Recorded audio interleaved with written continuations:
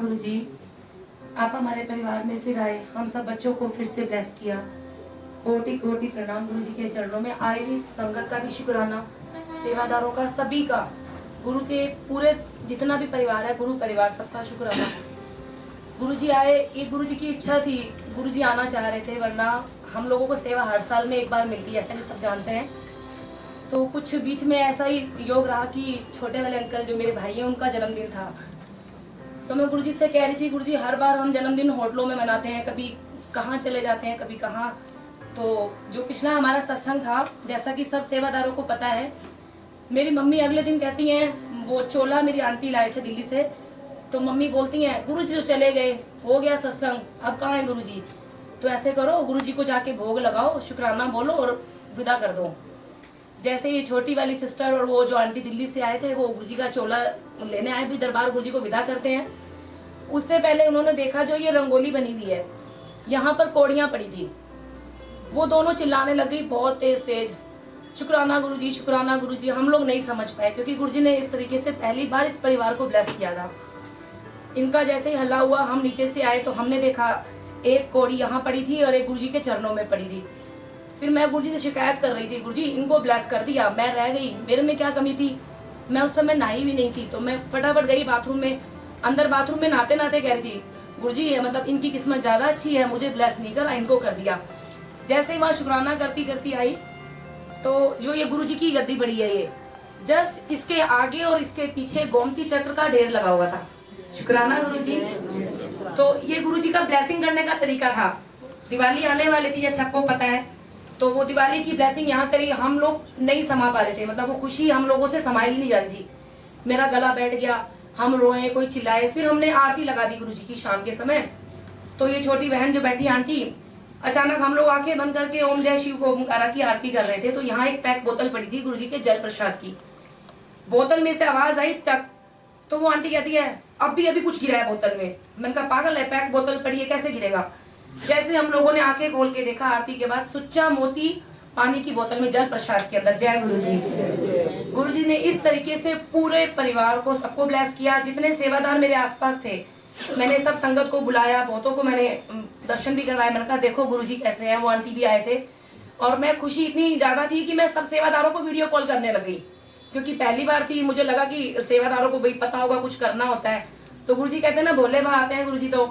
तो सेवादारों ने कहा आंटी गुरुजी ने आपको ब्लेस किया है, तो गुरुजी खुश हैं आपके परिवार के ऊपर, तो कोई नहीं, आप ना अभी गुरुजी को विदा नहीं करना। ऐसा करते करते गुरुजी की ये मेहरबानी हुई कि करवा चौथ का व्रत, जितनी भी संगत आई, आंटियां आई, सबका व्रत गुरुजी के सामने ही व्रत पूजा हुई थी यहाँ पर ही। गुरुजी ने ब्लेस किया। फिर गुरुजी ने इंडिकेट किया मुझे कि भाई का बर्थडे है। सोए सोए मैं छोटी वाली बहन को ही बोल रही थी। मैंने कहा मैं अचानक बैठी होती हूँ तो गुरुजी कहते आई ना, वैसे तो रोंदी रहती है, मेरा कोई नहीं, तो मैं तेरा पेका आना।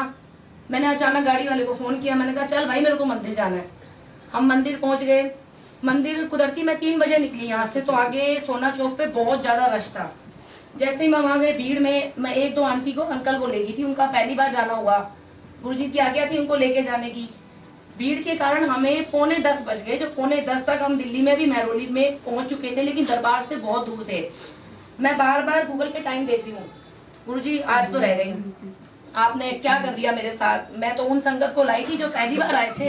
मैं उन आंटी को भी कह रही हूँ शायद तुम्हारी किस्मत में नहीं है गुरुजी का, मैं तो मिल चुकी हूँ, तुम नहीं मिल पाओगी। अचानक मैं गाड़ी से उतरी, हॉपलेस हो गई थी, मैंने चुन्नी भी नहीं करी, ऐसे ही जैसी थी ठंड में बाहर निकली। हर गाड़ी को देख रही हूँ कि गुरुजी मैं कैसे पहुंचूं, हम तो फंस गए जाम में, अब शॉर्टकट रास्ता कौन दिखाएगा। बिना चुन्नी के मैं रोड से बाहर आ गई। मेरा छोटी बहन का बेटा साथ था। अचानक एक गाड़ी आई, उस गाड़ी में एक छोटी उम्र का लड़का ड्राइव कर रहा था। उसके पास में जो अंकल बैठे थे, वो गुरुजी का स्वरूप साक्षात।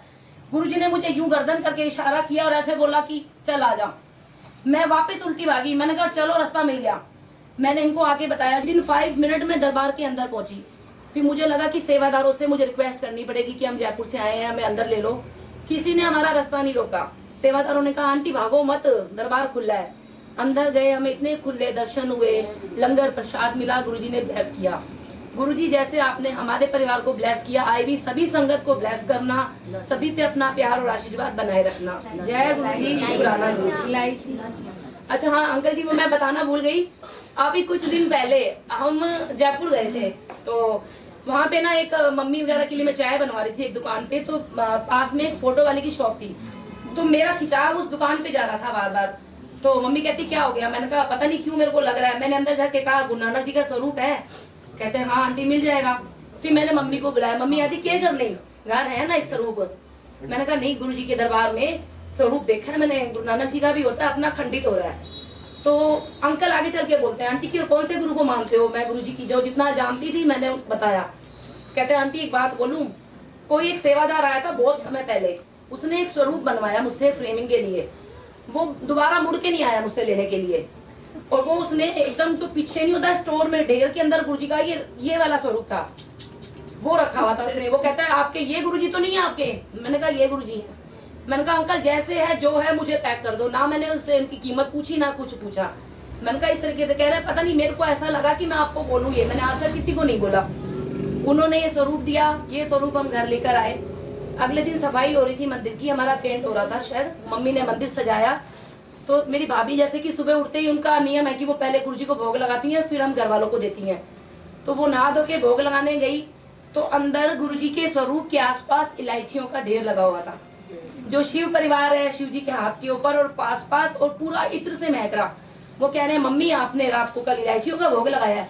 मम्मी कहती पागल है, मैं तो कभी नहीं लाया इलायचियों का भोग।